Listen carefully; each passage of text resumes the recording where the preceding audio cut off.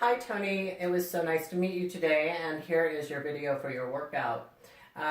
First thing I want you to think about is finding that neutral spine. So to find that, what you'll do is you'll want to elevate the sternum. It should be an angle, slant here. You want to engage your abdominals. You want to squeeze your glutes as hard as you can. Check to see that your feet and knees are relatively straight, meaning that you can keep a little bend in the knees, but that your toes are nice and even. We added to that a chin tuck. So you just would glide the chin back. Don't roll back. So it's easy to stand next to a wall to do this. And I'm going to stand next to this wall here. You saw my cat. And so you find your neutral spine, and then you can glide your head back toward the wall. But most importantly, don't just roll the head up. You don't want to see your chin come up. You just want to make a nice little, really attractive double chin with gliding the head back and feeling a stretch through the neck. So all of that, prior to it, you can do the exercises that we did on the floor. And I would put a cushion underneath your head just to elevate it a little bit. And so we started with bridging, and so you would come down and lay with your feet flat on the floor. I like to put the palms up for external rotation. If you need to, once you're down there, go ahead and adjust. Lift your back, lengthen the spine, or reset everything so you're just real comfortable in this position. Your palms are up so you have nice external rotation through the shoulders. And then you want to squeeze your glutes and raise the hips up, just like that. Now you can, if it doesn't, just make sure that it does not hurt your lumbar area. What we're trying to do is strengthen it. So you don't want to over curve or do a back bend in this position. You're just pressing through the heels, squeezing the glutes like so. And then we went into your pelvic tilt. So you're going to scoop, and then just tuck the pelvic area. And then you'll feel a stretch through the lumbar. It'll feel real good. And so again, it's just reset everything, let it go, scoop, tuck, and relax. Scoop, tuck, and relax. Scoop, tuck, and relax. Scoop, tuck, and relax. Then I would do about 10 of those. So I'm going to do this like you're doing it with me. So the next one is thoracic extension. Your thoracic area is the middle of the back region, the upper middle back. And so you're driving the elbows down into the ground so that you can get thoracic extension. So you're basically engaging the muscles on the back side. Again, keep a towel underneath your head so that your neck is comfortably, so you're not tilting back like that. So get enough of a towel because your head's going to move back, I can tell you that much. So you drive like you're pulling something and you just drive back into the ground. And if I do it with one arm, I'm lifting the back of my rib cage off the ground. And all the upper back muscles are working. So I'm going to do about 10 of these. And you do want to keep thinking about those abdominals staying nice and tight as you go through this. And even engaging the glutes somewhat in this position. It's harder, but you can do it. And so we're probably coming up on around 8,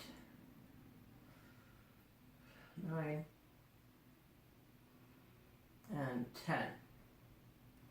So that is all of this scoop, tilt, is teaching you to isometrically scoop and engage those abdominals. When you're in the standing neutral spine, I'm just going to do this extra scoop, tilt.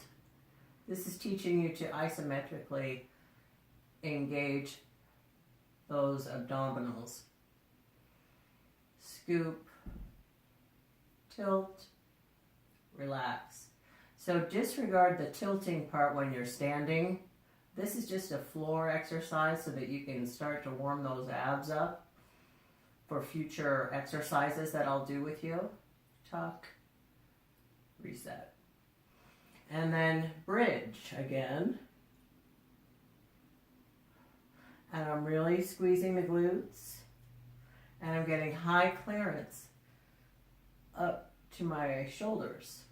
This one you'll want to remove the towel from, because your head will lie flat when you're in this position. So you're just tapping the tailbone down. So keep your towels nearby, because when you go back to your floor rows, which are these, so reset everything, put the towel back underneath your head, lengthen your spine, and keep the natural curve in it. And you can keep your glutes nice and tight for this. And then we're going to thoracic extension one more time again.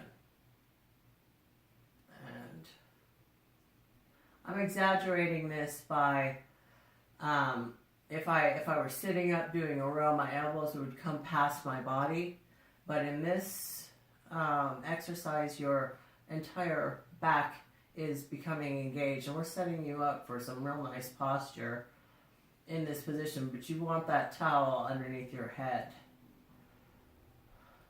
And then we do one more scoop and tilt. So scoop, exhale, tilt, and then just relax. Scoop, tilt, and relax.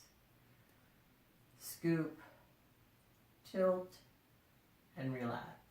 I'll do about 8. Scoop, tilt, and relax.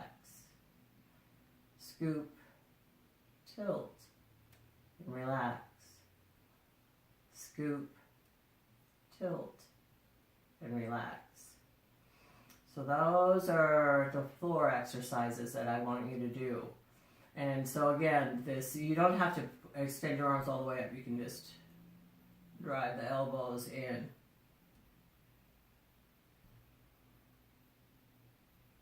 But be conscious of what's going on below you. So you're thinking about bringing those shoulder blades together when you're down in this position here for thoracic extension. And then remember, palms up, and then bridge. And I'm mindful here.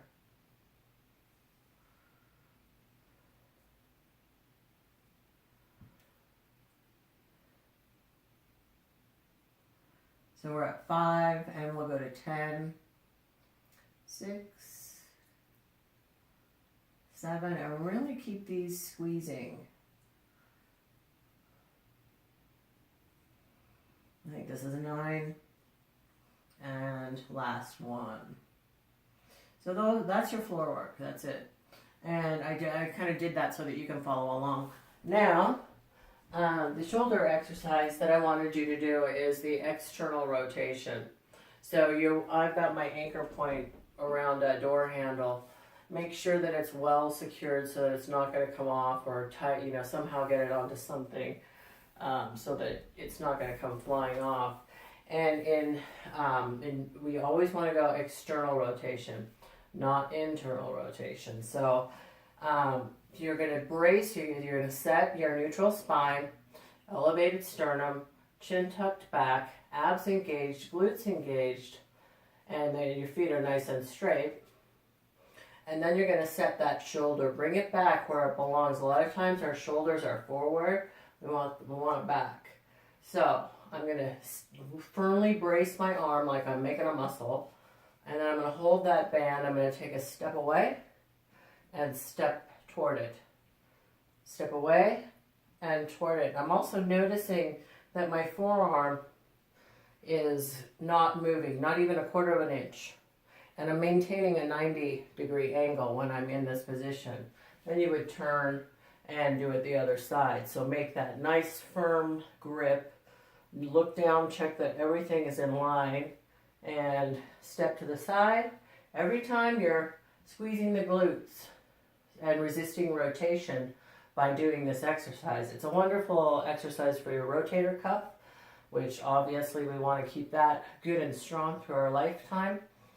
And one other exercise, you can wait till I see you on Friday to do this. However, if you feel okay about it, you could do this exercise.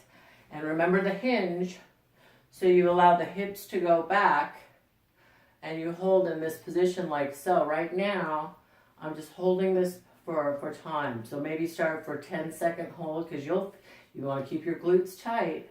But the moment that I hinge, my lower back starts to work, and then I squeeze my glutes to come up straight. So hinge and hold for a duration of time, and you keep the chest out, the shoulders back. And I like to keep my arms like so. I just was elevating my arms so that you can see that I'm hinging here. And then squeeze the glutes to come up. So anyway, that's everything. You don't have to do the hinging exercise until I see you on Friday, but you did such a great job today. And I'm looking forward to seeing you Friday at 10 o'clock. Great work today. Thanks, and nice to meet you.